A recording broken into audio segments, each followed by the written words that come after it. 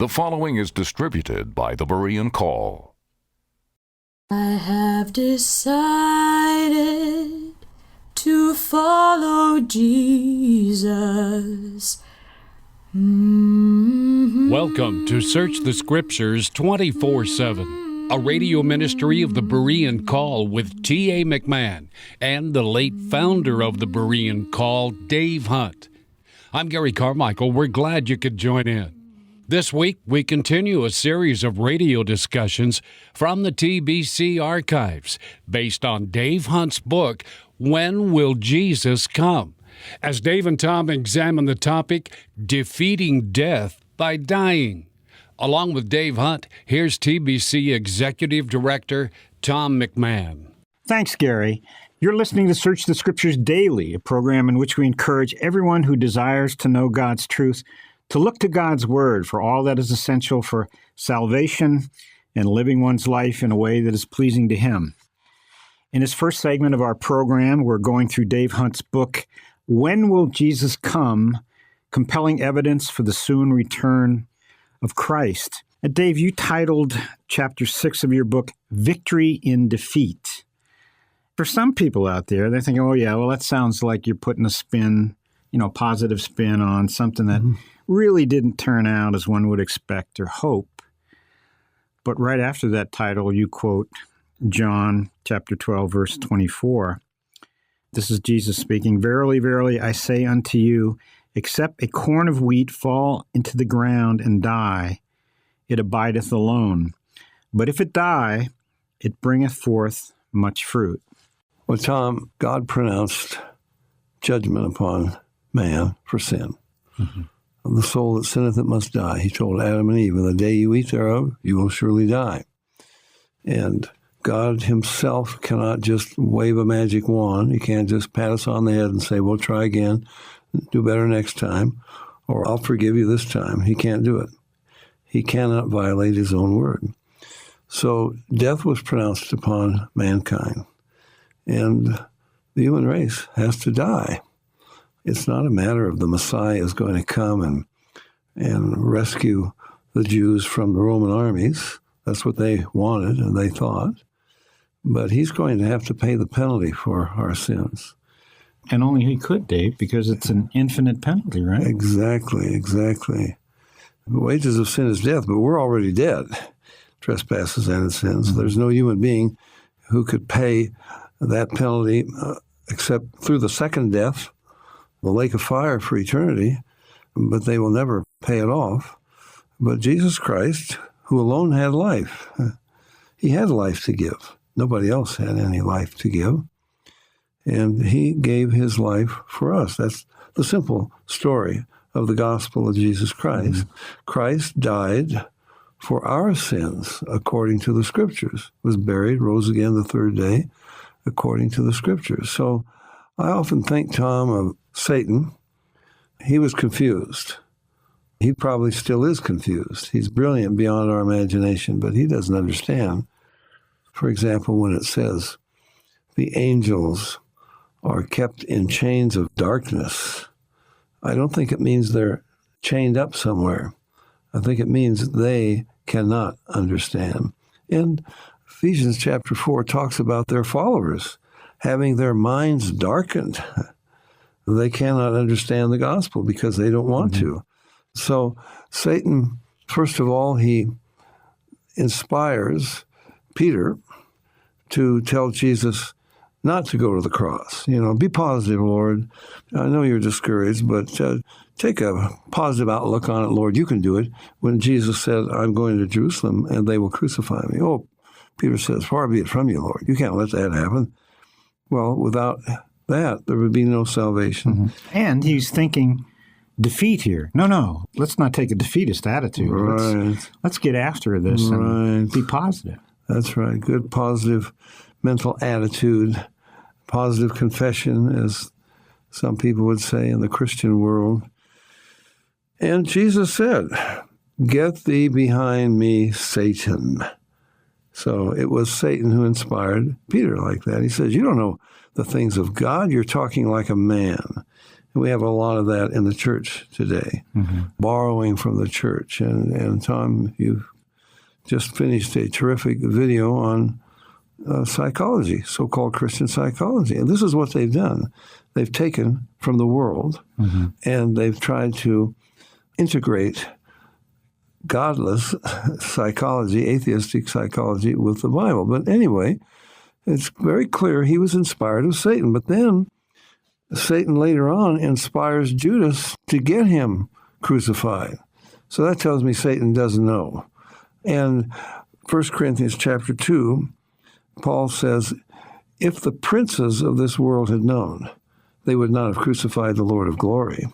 And I don't think that's talking just about the leaders, human leaders, but the powers of darkness as well. So they thought it was defeat. The Pharisees, they're laughing. They think that they have defeated Christ. What are you doing on that cross, they say. I mean, if you're the Messiah, come down. Prove it by coming down. And the thieves say the same. It says they cast it in his teeth.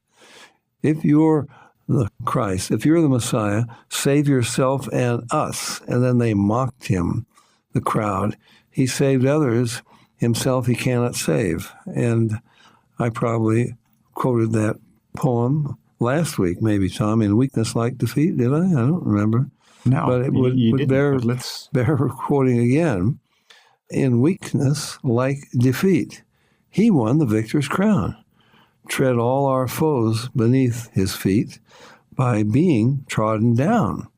He Satan's power laid low, made sin o'erthrew, bowed to the grave, destroyed it so, and death by dying slew. Now that's victory in defeat. Dave, and it's so contrary to the way we think. Now, I'm putting myself out here. You know, we want victory. We want the team that we love to win. That's our mentality. Yet, what's amazing about this is, and you point out in your book, when will Jesus come? The prophets had laid all of this out. It was there. They should have been able to see this, except they were blinded by self, by their own ambitions and so on. Well, we'll get into the religious establishment in a little bit. Well, you have a lamb all through. The lamb that Abel offered. It was accepted by God. The lamb, and we've talked a lot about this, but you can meditate on it forever. The lamb that God provided in the place of Isaac when they went up that hill together. And Isaac said, well, here's the wood and the fire, but where's the lamb? And Abraham said God will provide himself a lamb. And I think Jesus must have been referring to that statement when in John 8 he said, Abraham rejoiced to see my day, and he saw it and was glad. So all the way through, you've got the Passover lamb, you've got the sacrificial lamb, and you've got Isaiah 53. He is led as a lamb to the slaughter. And as a sheep before his shears is dumb, so he openeth not his mouth. Now, who would that be referring to? So the Jews try to say, oh, well, that's about Israel. No, Israel didn't die to redeem themselves. But it talks about led as a lamb to the slaughter, as a sheep before his shears is dumb, he opened not his mouth. That was one of the things that the rabbis marveled at. Aren't you going to give a defense? Don't you have anything to say in your defense? And Jesus answered not a word, it says, because he was taking our place, and we had no answer. We're guilty. So defeat, it seemed like defeat. The two on the road to Emmaus, Christ comes alongside and says, what's your problem? Why are you so discouraged? Well, are you a stranger? You don't know what's been going on? Well, you know, Jesus of Nazareth, he did miracles, and we were sure he was the Messiah, but I guess he wasn't. He couldn't have been because they killed him. So what seemed like defeat was really victory. The victory is Christ willingly giving himself for us. Wow, letting men hate him, mock him, and crucify him. And, Tom, I don't think Satan understands that to this day. I think Satan is still trying to bait the hook with success, with popularity. And you know, Tom, this is very important in our own lives because Jesus said in John 5, he's talking to the rabbis, how can you be men of faith, you who receive honor one of another, and seek not the honor that comes from God alone? So I must be willing to have my colleagues or the people around me think, well, the guy is in defeat. I'm not seeking their acclaim. I'm not seeking to please them or to have them applaud me for being victorious or whatever. Mm-hmm. We must seek the honor that comes from God, and the key word there is alone. Oh, I'd like the honor that comes from God, but I like the honor from men too. Jesus said, you've had your reward. You get honor from men, you've had your reward. And Jesus said, I receive not honor from men. And Tom, that's one of the things that really troubles me in the church. We could begin to name them, and I won't. I don't want to embarrass these people. How many of them out there have phony doctorates? When did these guys ever do the probably 6 years? My eldest son, you know him. He has a PhD in philosophy. He's a very bright guy, Phi Beta Kappa, and very brilliant. I think it took him 6 years to get that with the dissertation and so forth. And these guys, they were nobody last week, and next week they're doctor this and that. And Tom, they want to be. They even demand to be called doctor. Jesus said, don't be called rabbi. Okay, so. Dave, along that line, the antithesis of what you've just stated, you mentioned Satan earlier. Mm-hmm. His whole deal was to, even to the Lord of glory, to have him bow down and worship him. Right. So you also talked about, does Satan really understand this and so on? I don't think when so. Self is so elevated, you could start with Nebuchadnezzar, for example, exalting himself. And you just, on a radio program the other day, a person who called in asked me about how self-love began. And I started with Friedrich Nietzsche. Remember? Chiding Christians for not loving themselves enough. And he went insane. But of course, it began with Eve. Well, it did. It began with Satan. But the point is that pride was there. Of course. Self. And blindness is going to follow that so quickly. It's amazing. Well, Tom, let me make it clear to our listening audience. I have nothing to be proud of and everything to be ashamed of. We have nothing but God's grace that brought us where we are today and allows us to do anything for him. I love that old hymn, not have I gotten, but what I received. Grace has bestowed it since I have believed. Boasting excluded, pride I abase. I'm only a sinner saved by grace. And Tom, there are people, the positive confession people, many of them in the charismatic movement. You can hear them on TBN or elsewhere. You can read their books in the Christian bookstores. Oh, to say I'm a sinner saved by grace. No, you're not a sinner now. Well, you've been cleansed. Well, we have been cleansed. But if we're not sinners saved by grace, and if we will not always, for all eternity, be sinners saved by grace, why does the last chapter in the Bible tell us that God's throne is also called the throne of the Lamb? Mm-hmm. Why will Jesus always appear as the crucified one, a lamb freshly slain throughout eternity, if that's not a reminder of who we really are and what it cost him to redeem us? So we will always be sinners saved by grace. And so it takes a certain amount of defeatism, if you want to call it that, to admit, I'm a sinner. I'm hopeless. There's nothing I can do to earn my salvation. Nothing I could do even to please God. The Bible talks about pleasing God. But how do I please him? By allowing him to be my life and not trying to be something for him. I love again what David said. What shall I render to God for all his benefits? What am I going to do? Some great thing? I will take the cup of salvation and call upon the name of the Lord. I'll acknowledge that He's everything that I need, and He has done everything that I need, and I will just rest in His victory. Mm-hmm. Dave, this brings us to, in your chapter 6 of When Will Jesus Come, the religious establishment. Now, there's pride for you. There's self-righteousness. There's blindness because of what they were going to lose, jealousy of Christ, and so on. You're speaking of the rabbis, of course, at that time. Wow. And Tom, it's pretty much the same today. Well, let me quote. In many places. So our listeners get an idea of what we're talking about here. This is in John chapter 11. Mm-hmm. I'll just read verse 47. Then gathered the chief priests and the Pharisees a council and said, What do we? For this man doeth many miracles. If we let him thus alone, all men will believe on him, and the Romans shall come and take away both our place and nation. Mm-hmm. So, Tom, there you have it. They acknowledged that he did miracles, just as Nicodemus did in John 3. Rabbi, we know you're a teacher come from God, for nobody can do the miracles that you do except God be with him. So they acknowledged Jesus did miracles. They even acknowledged that he had raised Lazarus from the dead. He's been dead 4 days. Jesus raised him from the dead, and they said, we will kill Lazarus along with Jesus.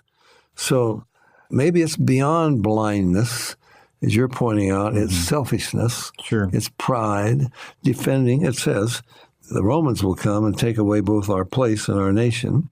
So they're defending themselves. All they want is, and Tom, you know, that is so foolish. Because now I'm a few years older than you are, Tom. You're getting there. I know. Getting a little gray here, Dave. But I still have my hair, though. Yeah, you got your hair. I lost mine long ago, I think in my late 20s. Yeah. But anyway, this life is very short. I'm not going to defend myself, defend my territory, defend my reputation, whatever, for this brief time. All that matters is, what is God going to say? You know, it's eternity. So you can be very easily deceived into thinking, you got to defend yourself now. I've got to make my way now. I've got to get what I'm going to get now. Well, that's eat, drink, and be merry, for tomorrow we die. But don't forget that what counts is eternity.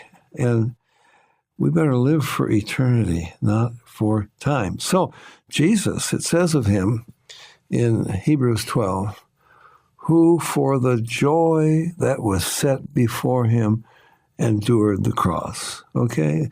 Horrible to bear. Horrible to bear. Tom, I have a little saying, and even when I'm in the dentist chair, and I don't take Novocaine unless it's going to be really, really bad. Yeah. No root canal. No. I've taken Novocaine for a root canal, but you get out of the dentist's office and you got a fat cheek, you know, and you can't talk straight. I'd rather get it over with. So it's horrible what Jesus endured, but it was for the joy set before him. And I'll say to myself, when the pain is becoming overwhelming in the dentist chair, this too shall pass. This too shall pass. And you can say that about all of life. This too shall pass, no matter how horrible it is or how wonderful it is. And, you know, the greatest athlete, the guy with all the gold medals who outdid everybody, finally, he's dying, and all he has left are faded newspaper clippings. A lot of people don't even remember him anymore. It's the new gang now, the new athletes and so forth, or whatever it is, Tom, the president, past president. So let's please the Lord. So it may seem like defeat now. Paul said, when I am weak, then am I strong. Because Jesus said, I want you to be weak. My strength is your sufficiency. And Paul said, in my weakness, that's when I'm strong, because then I'm not trusting myself, but I'm trusting the Lord. And again, Dave, that is so contrary to the way we think. You know, this is prophetically, I believe we're in the last days, and I can prove it from Sure. 2 Timothy chapter 3, verses 1 and 2, mark my words, in the last days perilous time shall come. Men will be lovers of themselves. This is the me generation, and everything that you said, Dave, is so contrary to our thinking, to the world's thinking, and so on. It makes it difficult. Yeah. Tom, when I was a boy in school, even from grammar school on up, I was a fighter. I've been in more fights than you could count. And the thing that you hate, well, you were on the judo team. Mm-hmm. What do you hate? You don't want to lose. You just do not want to lose. I don't want somebody to be better than I am in anything, And that's why we pay these athletes, immoral, most of them. The lives they lead is pitiful. The illegitimate children here and there, and the tragedies that eventually come out of it, drug abuse and so forth. We're paying their egos.